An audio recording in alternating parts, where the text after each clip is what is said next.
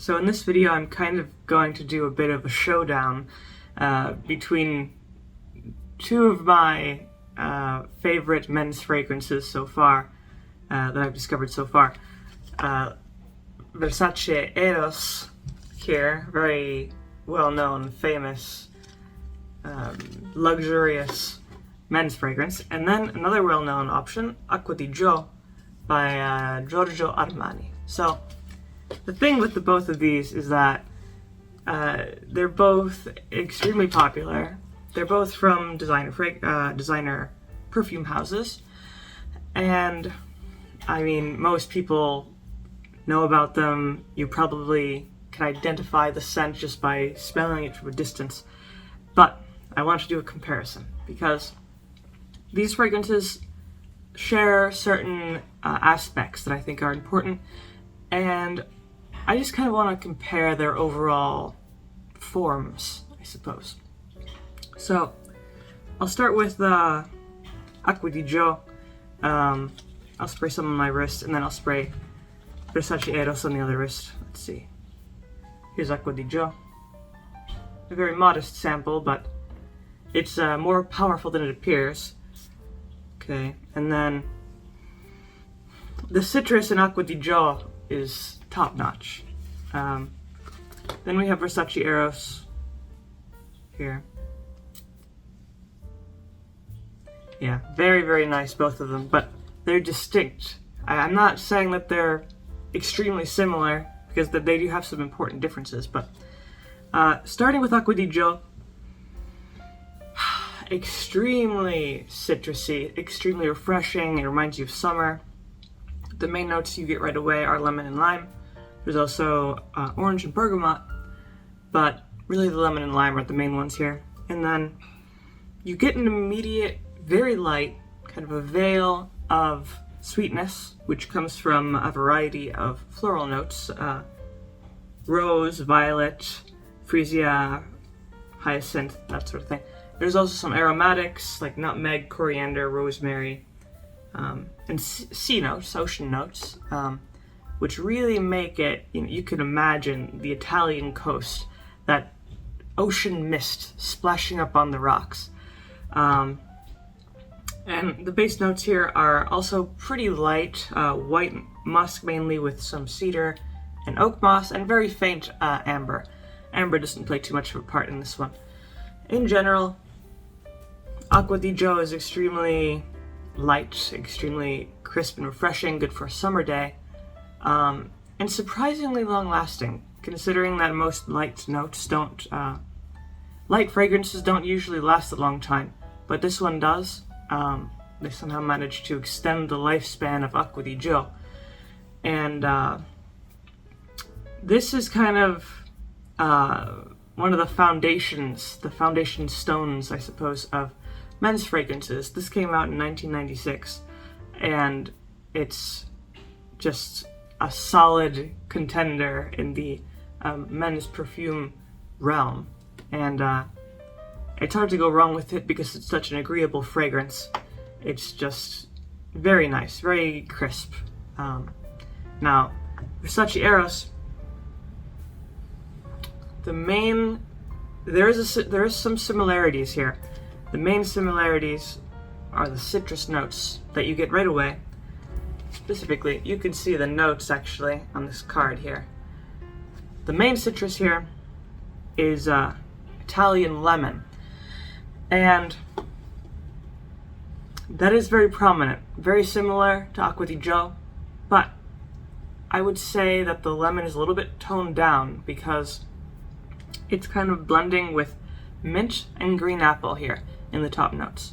Meanwhile, Acqua Di Gio is like you're getting a lemon and a lime and just squeezing them in their bare hands, and you get that citrusy mist kind of coming at you. That's what Acqua Di Gio is. Versace Eros is a bit more understated, very slightly understated with the citrus notes, but still prominent, but it has to make room for the mint notes and green apple. Still very crisp, but there is a difference. Once those top notes settle down and it moves on to the middle and base notes, there is a significant departure between these two.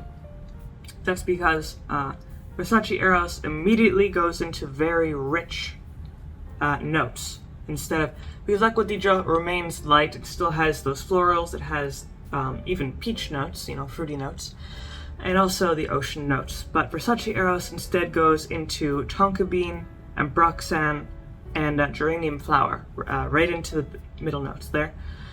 And the addition of the tonka bean and the ambroxan immediately give Versace Eros a very warm, almost slick sort of aura.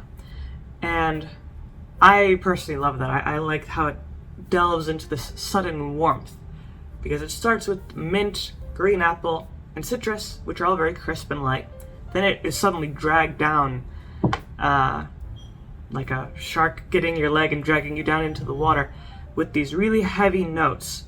And it continues to get heavier as it goes into the base notes. You get Madagascar vanilla, vetiver, oak moss, and cedar wood. And interestingly, Acqua Di Gio also has cedar wood. But I would say that the cedar note in Versace Eros is much more prominent, along with the vanilla, the vetiver. The base notes are much more prominent in Versace Eros compared to Acqua Di Gio. Acqua Di Gio's base notes are very light. You almost you have to be paying attention to notice them. As you wear Acqua Di Gio longer, the cedar note is the most prominent. That one it will stand out on its own. But the oak moss, the amber, patchouli, and the white musk are all very faint. So it kind of leaves a little bit lacking in the base notes, except for the cedar. Meanwhile, Versace Eros, each layer is very distinct. The crisp top notes, then it gets really warm in the middle, and then the base is very grounding. It has those wood notes. And the vanilla especially. The vanilla is very strong, especially the longer you wear it. And it's very lightly sweet vanilla. I wouldn't say it's a super sugary sweet, artificial sugary vanilla or anything, but it has that nice warm sweetness, which Acqua Di Gio lacks, because Acqua Di Gio is a different type of fragrance. I mean, both of these are, fresh and bold in their own ways, but Acqua Di Gio is meant to be not warm, but instead light and crisp. So Versace Eros here, my main conclusion here is that they're both delightful, delicious fragrances. But, each one has their pros and cons. And the main con that I have with Acqua Di Gio is the fact that its base notes are a bit weak, could be more developed, especially the amber note. I can't even really smell the amber note, to be honest. The oak moss and the cedar are the most prominent. The white musk is very faint. The floral notes are well developed. It adds a really nice light sweetness to Acqua Di Gio to kind of counteract those really sharp citrus notes. The main thing with Versace Eros is that I don't have much of anything bad to say about Versace Eros, except that I'm not too big of a fan of the opening. The opening, you get that lemon, but then the green apple is a little bit strange to me. When I think of green apple, I usually think of Light Blue by Dolce & Gabbana, because that's some real green apple. It smells like you sliced open a green apple and it's right in front of you.